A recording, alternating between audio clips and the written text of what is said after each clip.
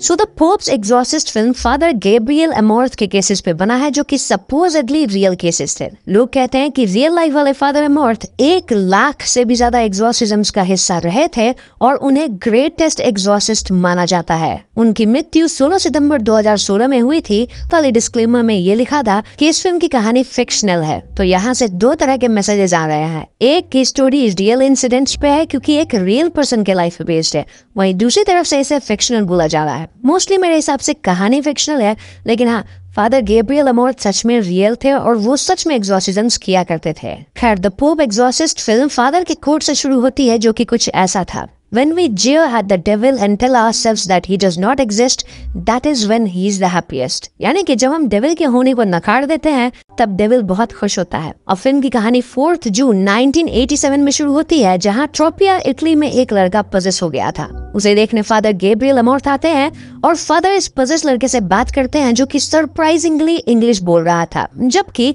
उसने फॉर्मली कभी इंग्लिश सीखा ही नहीं था। वो लड़का कहता है कि वो सैतान है, लेकिन फादर उसे धुतकारते हुए कहते हैं कि तुम शैतान हो ही नहीं सकते। अगर शैतान हो तो यहाँ पास वाले पिग यानी सुअर को पजेस करके दिखाओ। अब शैतान खुद को प्रूव करने के लिए पिग को जैसे ही पजेस करता है, फादर पिग को मरवा देते हैं और इस तरह से उस लड़के के अंदर से शैतान बाहर निकल जाता है। अब 2 जुलाई को फादर गैब्रियल को रोम बुलाया जाता है इसी केस के रिगार्डिंग बातचीत करने के लिए। वहाँ council of bishops father Gabriel को ब्लेम करते हैं कि वो बिना उनके परमिशन के एग्जॉर्सिज्म परफॉर्म किए। इसलिए फादर गैब्रियल कहते हैं कि वो लड़का पजेस था ही नहीं, बल्कि वो एक साइकोलॉजिकल इशू था। उन्होंने बस चालाकी से उसके दिमागी इशू को ठीक किया और उसे भरोसा दिला दिया कि अब शैतान यानी कि शैतान उसके अंदर नहीं है और वो ठीक है। उनके पास जितने भी केसेस आते हैं उनमें 98% साइकोलॉजिकल केसेस ही होते हैं और फादर खुद लोगों को डॉक्टर्स को रेफर करते हैं। लेकिन 2% केसेस वाकई में सच होते हैं और चर्च भले ही अब मॉडर्न हो रहा है, लेकिन उसे इविल को डिनाई नहीं करना चाहिए। यहाँ फादर गैब्रियल का एक काउंसिल मेंबर सलीवन से काफी बहस होता है, क्योंकि वो एग्जॉर्सिस्ट के पोस्ट को ही खत्म करना चाहते थे। फादर गैब्रियल कहते हैं कि तुम्हें मुझसे कोई प्रॉब्लम है तो मेरे बॉस से बात करो, जो कि है पोप। अब यहाँ हमें किसी रोजारिया के केस के बारे में सुनने को मिलता है, जो कि मारी गई थी, और इसके बारे में हमें कहानी में आगे पता चलेगा। खैर, यहाँ से कहानी जूलिया पे शिफ्ट करती है, जो कि अपनी बड़ी बेटी एमी और बेटे हेनरी के साथ यूएस से स्पेन मूव हो गई है। जूलिया के पति का 1 साल पहले एक कार एक्सीडेंट में देहांत हो गया था और उस वक्त कार में हेनरी भी था, जो कि अपने पिता को इम्पेल होकर मरते हुए देखा था। उस एक्सीडेंट के बाद से हेनरी बोलना बंद कर दिया था। अब क्योंकि इनके परिवार में स्टेबल इनकम नहीं था, इसीलिए ये लोग अपने पति के यूरोप वाले घर को कंस्ट्रक्ट करके उसे अच्छे दाम पे बेच डालने के इरादे से यहाँ आए थे। अब एमी इस मूव से बिल्कुल भी खुश नहीं थी और वो थोड़ी बिगड़ी हुई टीनेज लड़की थी। घर के कंस्ट्रक्शन का काम कार्लोस देख रहा था और यहाँ एक लोकल प्रीस्ट एस्क्यूबेल भी इन्हें ब्लेस करने आते हैं। तो घर को एक्सप्लोर करते हुए एमी नीचे जाती है, जहाँ उसे एक वॉल में होल दिखता है, जिसके पीछे सील ऑफ वैटिकन का सिंबल था। अचानक से वो थोड़ा क्रैक होने लगता है, जिसे देख एमी भाग जाती है। थोड़ी देर बाद वर्कर्स को भी ये जगह दिखती है और जैसे ही वो फ्लेयर जलाते हैं फॉर इंस्पेक्शन, इस जगह पे एक ब्लास्ट हो जाता है। दरअसल इस एरिया में सल्फर वगैरह का गैस डिपॉजिट था, जिससे ये ब्लास्ट हुआ और इसमें कई लोग जख्मी हो गए थे। कार्लोस अपने आदमी को यहाँ से लेकर निकल लेता है और अब वो यहाँ काम करना नहीं चाहता था।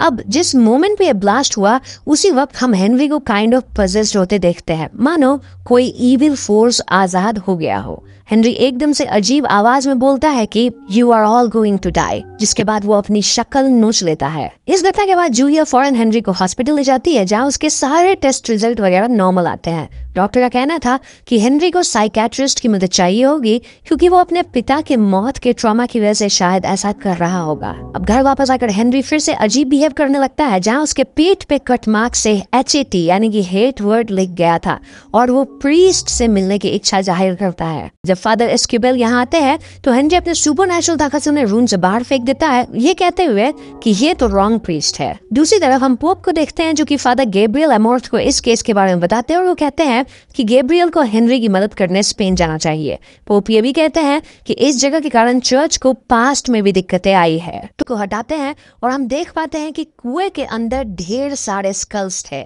जी हाँ, गैब्रियल कहते हैं कि ये सब स्पेनिश इंक्विजिशन के टाइम के विक्टिम्स है, और जिन्हें स्पेनिश इंक्विजिशन के बारे में नहीं पता उन्हें मैं एकदम शॉर्ट में बता देता हूँ कि उस वक्त मोनार्की के कारण कई लोगों पे काफी अत्याचार हुआ था और उन्हें मार दिया गया था। खैर इसके बाद दोनों फादर घर के नीचे वाले हिस्से में जाते हैं जहाँ उन्हें वही होल वाला वॉल मिलता है। गैब्रियल इस वॉल को तोड़ते हैं जिसके पीछे अगेन वेटिकन सील वाला डोर था। ये दोनों डोर को भी तोड़ते हैं जिसके अंदर हम बड़ा सा कैटाकोम्ब देख पाते हैं। यहाँ कई पुरानी डेड बॉडीज थी और एक डेड बॉडी पिंजरे के अंदर थी। ऐसा लग रहा था कि इन डेड बॉडीज को इसी कैटाकोम्ब में छोड़ दिया गया हो। पिंजरे वाली लाश कार्डिनल प्रोटेक्टर की थी और गैब्रियल बताते हैं कि केज इंसान को कैद करने के लिए नहीं बल्कि खुद को बचाने के लिए था डेविल से ड्यूरिंग एग्जॉर्सिज्म। इस केज वाली लाश के हाथ में रिंग ऑफ कार्डिनल प्रोटेक्टर था और इन्हें यहाँ आगे एक और डोर मिलता है जो कि लॉक्ड था। इस डोर का की कार्डिनल प्रोटेक्टर की लाश के अंदर था जिसे गैब्रियल निकालते हैं और डोर ओपन किया जाता है। आगे सल्फर की बदबू बढ़ती जाती है और कुछ दूर चलने पे इन्हें द फ्रायर दी ओहादा की लाश मिलती है जिन्हें हिस्ट्री का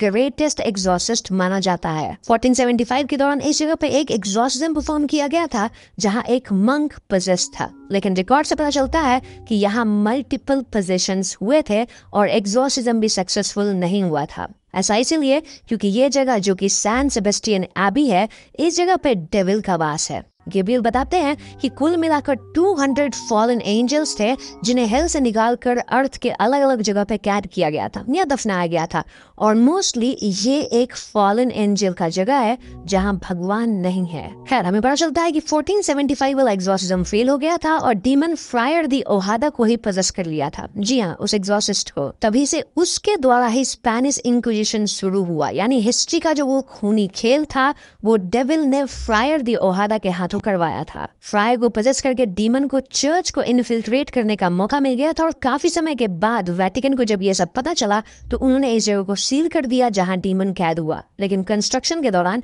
ये डीमन फिर से आजाद हो गया और इसीलिए उसे गैब्रियल से मिलना था, क्योंकि गैब्रियल भी एग्जॉर्सिस्ट है और डीमन का एम है एंड में उसे ही पजेस करने का ताकि वो एक बार फिर से चर्च को इन्फिल्ट्रेट कर सके, साथ ही दुनिया भर में गलत काम कर सके। हेनरी को पजेस करना तो बस एक रास्ता है, मंजिल तो गैब्रियल है। यही वजह है कि डीमन कहा था कि तुम मेरे जाल में फंस गए, क्योंकि उसे चाहिए गैब्रियल था। अब गैब्रियल और एस्क्यूबल को यहाँ फ्रायर दी ओहादा का जर्नल भी मिलता है जिसमें काफी कुछ लिखा हुआ था।